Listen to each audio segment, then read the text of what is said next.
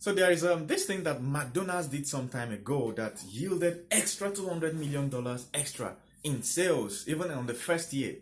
So what did they do? So they sell this thing, dishes like Domino's Pizza. They sell, let me say they sell pizza. All right. So what they did was, on a certain year, they decided to educate each of their sales rep in sales, proper sales. Okay. So now what those sales rep now do is that every time you order a product, all right, once you order one of their dishes, the sales rep is going to ask you a simple question. Sir, would you like extra drinks or chicken or fries or whatever else they add on top of it? They said at the end of the year, that question made a lot of people buy extra. They spent extra per purchase. So at the end of the year, they made extra $200 million in sales. So what can you learn from this? That even if you are a great marketer, are you sure that the rest of your team are good in marketing? You need to educate the rest of your team in marketing. All right. So there are CEOs today that once they open their mouth, they can sign billion-dollar deals. They can convince anybody. But the rest of their staff are not that good. And the thing is that these people go out every day, they go home, they go to work, they go to other meetings, and you never know how many deals are escaping your grasp because of what? The people that are supposed to represent the company are not that good. So what do? You have to invest too in educating your team in sales. See, there's nothing wrong with getting a professional salesperson to educate your team. And then you're not just motivating or inspiring them, all right? Your target is to crystallize everything the way McDonald's did, all right? Crystallize everything, look at the sales process, crystallize it to the point where they have to ask one or two sentences as strategic points to encourage the customer to buy more. You understand what I'm saying? It's not a question of just motivation, inspiration. Not everybody can be inspired.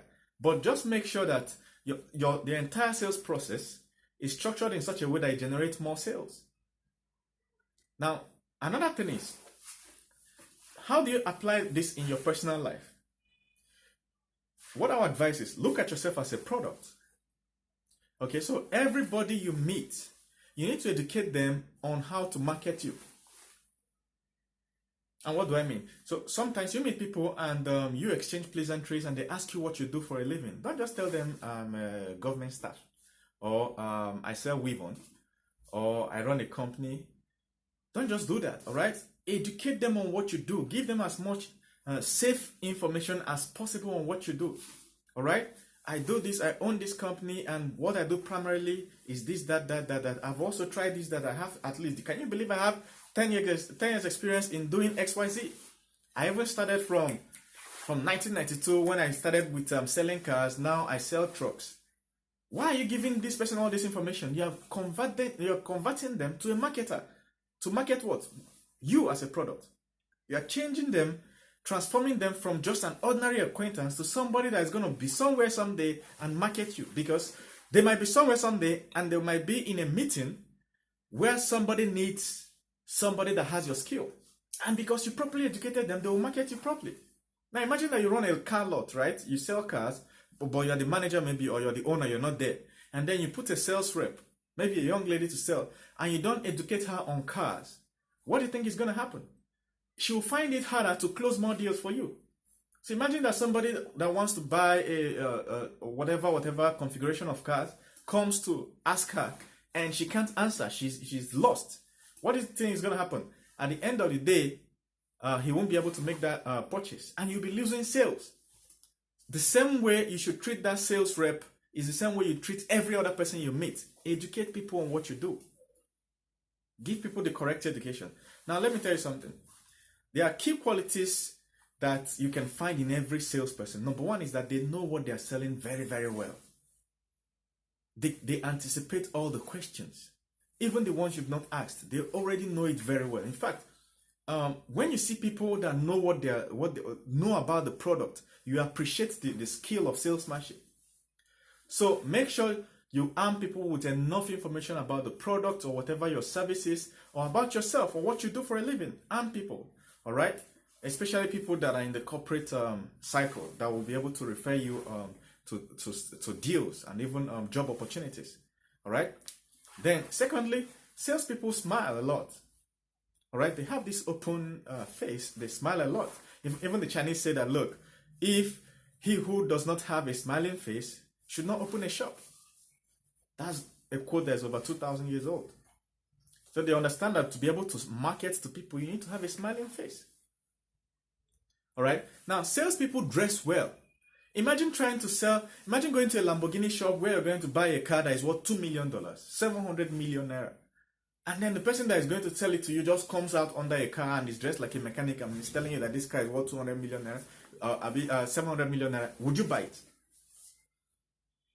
When you go to a Lamborghini shop, all right, seeing the person about to sell it alone, before you even see the car, seeing the dress, if you see suit, you understand? The hairdo alone is worth the $2 million you want to buy, you want to spend on the car. If you see the suit, it's well clean cut out, expensive, correct suit. See the way they speak their English, very polished. When you ask them any question about the car, this lady or this guy knows a lot about the car, and they are going to give you so much information about the car that will just blow your mind, because what? They know what they're doing. Then they get in the car with you and they drive you around. And you see that this person is very skilled in driving. By the time you've been put through that experience, you won't even have the mind to price. Have you ever seen anybody bargaining at the price of Lamborghini? You get what I'm saying? So this is the way you need to arm everybody, all right? And then you as a product and your first salesman, you should pay attention to dressing. There are certain occasions you should be going, you wear the best suit in town. Like, suit is one of the things you should spend on. You understand what I'm saying? Always dress well. Dress like what you're about to sell. Then if you have staff in the company, make sure everybody is dressing well, especially those in your marketing team. People shouldn't wear old, shabby stuff. If you can't buy it for them, give them a loan from whatever salary or whatever to get a very good dress. It's important that everybody in the company is educated on the product and how to market it, not just educated on the product. And then you have to crystallize the whole marketing process, find where you're losing customers or where you can optimize in the whole process, and then teach the staff the same thing to say. Then finally, salespeople always offer their own opinion, an extra opinion on what is about to be bought. So just before you close the deal on Lamborghini, they can tell you, hey, look, this Lamborghini is $2 million, but do you know that, would you want extra bulletproof glass, chrome wheels, this, that? If you say no, they do something that McDonald's staff do, even Domino's Pizza staff do it. If you reject that first offer of extra qualities, what do? They now give you a price offer, discount. They can tell you, yes, don't worry, I can just give you all this for $100,000. So for $2.1 million, you're getting all these features. If it's in Domino's Pizza, they're going to tell you for extra 100 naira, you're going to get chicken fries and whatever and soft drink. It becomes irresistible. You understand? So this is how you're supposed to take it. All right? Structure your business that way. Find out where you can optimize and how to anticipate the rejection of the customer and what your staff is supposed to reply. And then pass each of your staff through that training and see how your sales process is going to be optimized. So basically, pay attention to your business team. That's it. Thank you very much. See you.